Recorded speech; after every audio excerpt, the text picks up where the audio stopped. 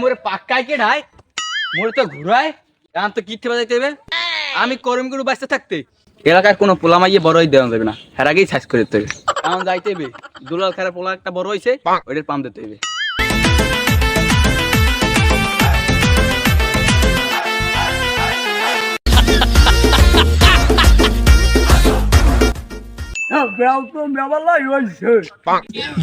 ঘুমাইতে সব দুঃখ গেছে রাত হয়ে যাওয়া আমি তো একদম রবিতে তো দোকান চা খাই গেছি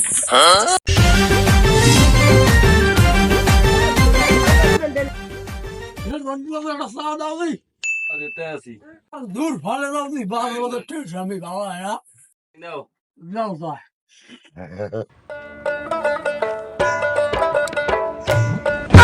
ওদের দুলাল খারে পাইছি শোনে ভাই ঠিক আছে বস খাবার বস কি তামসাটা লাগাইছ কি পোলা যে বড় হয়েছে হ্যাঁ খবর আছে তোমার বলা বড় হয়েছে আমার তুমি আর টনবি খেতেও খা এ খেসবে না করবে কি পোলার তার কয়কাল খাবা তুমি কয়কাল খাবা মানে তোমার তো গুরু কাটা হয় না তুমি পোলা মাইয়ের বসবা কি কামাইদের মালিক বোঝো তুমি যাই হোক না ভাই সমন দেখান পাইছি তুমি এবার কিরকম ঢোকাইছো পাও কি খারাপ হয় ওই যে জব্বার তালুকদার আছে না হ্যাঁ মাইয়া আছে একটা শাসুন্দর দেখতে আরে বেটা তো সাই সুন্দরের কথা কও বেটা ময়দা মাখলে বেটা মাইয়ের আমি সুন্দর হয়ে যাই তুই যৌতুক টুক দেখতে পারবে ভালো তুমি এই দেখো আমার হ্যাঁ দেখতে পারবে আরে মাইয়ের ভাই খাটি আছে কাপ দিয়ে যাবে না আরে খারাপ হয়ে যাবাই আছে কাপ দিও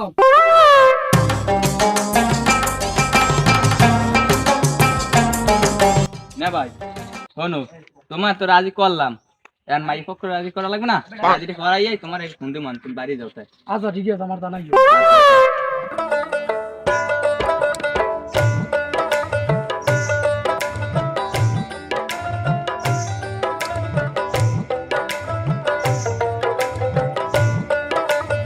তালুকদারের বাড়ি আছেন এ হয় আছে কিডা আই করিম গুড়ু আয় ও হাই আমার লাগে একটু কথা আনলে ভাই নইছে কি ঘটনা কি কও এদিকেও ঘটনা হইলে যাইয়া যে তোমার এখন মাই আছে না আকি কই নাম হ্যাঁ আছে তো হে কথা জিগাও কা হইছে কি মাই তো এটা বড় হইছে আর এর ঘটনা হইছে এটা বিয়ে দেওয়া লাগবে না এত ছোট মাইয়া বিয়ে দিয়ে আমার হইবে কি শোনো না ভাই ওলা টাকা পয়সা আছে বেমালা টাকা জমি আছে বেমালা হালাইলে বড় কি গো বেটা জায়গা জমি থাকলেই তো হইবে বেআই বেরিবে না নাম করা শোনো না ভাই ওলার 12 লাখ কথা কইয়া দিন তারিখটা দিয়ে লাই দেও তুই হ্যাঁ তো ভালোই হয় যাই হোক আমি আনুডি পোলার বাইলে ফোন দিব না যাও তাই মোর আবার ভিডিও গরু বান্ধা আছে মুইও যাই দেখ কে গরুটা কিরকম অবস্থায় আছে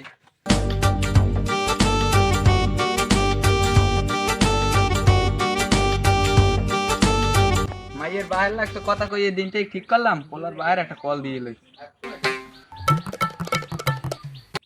হ্যালো না ভাই মাইয়ের 12 লাখ কথা কইয়া ওই দিন তারিখ ঠিক করছি আমি রাঙ্গা কুরবার এই তারিখ আমরা আইয়েন রাখলাম মোর আবার কাম আছে একটু কি করিম গরু বিয়ে টিয়ে ঠিক করলে পোলা লাগ কোনো খোঁজ খবরই নাই বই রিসি কতক্ষণ ধরে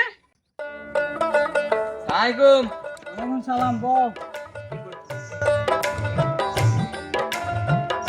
কি ব্যাপার স্যাপার কি তুমি আইছো হেরা কই আরে আইতি আছে পোতে না ভাই যদি পোলারা আইছে না ভাই আসসালামু আলাইকুম ওয়ালাইকুম আসসালাম আর আমার বেয়ের লাগে পরিচয় করে দি এই লো আসসালামু আলাইকুম বেয়াই আমাদের হবে আই মতন নাই বলবো না ভাই আমরা বসেন বসেন কি করিম গুডু মাইয়েডে কি কই আর মাইয়ে তো দেই না আইছি হুদো দি নাকি হ্যাঁ মাইয়া নহলে এখন সব সালে মাইয়ে তো পাড়াই দাও পোলারা আইছে ও নো মাগো মাগো এন বয় বল না ভাই বল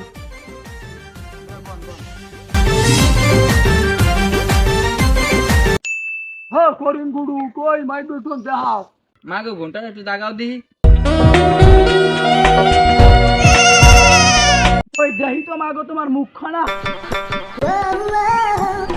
কি করে হ্যাঁ করিম গুডু হ্যাঁ মাই বারান আজকাল গো মাইয়ার ওইরমে খালি মোরাই যাই হোক বেআইসা তো আমরা কাজের কথায় আছি আইসা ফোন দিন মোরা তো এনে বাল্য বিবাহ দিতে আসি বুঝলি।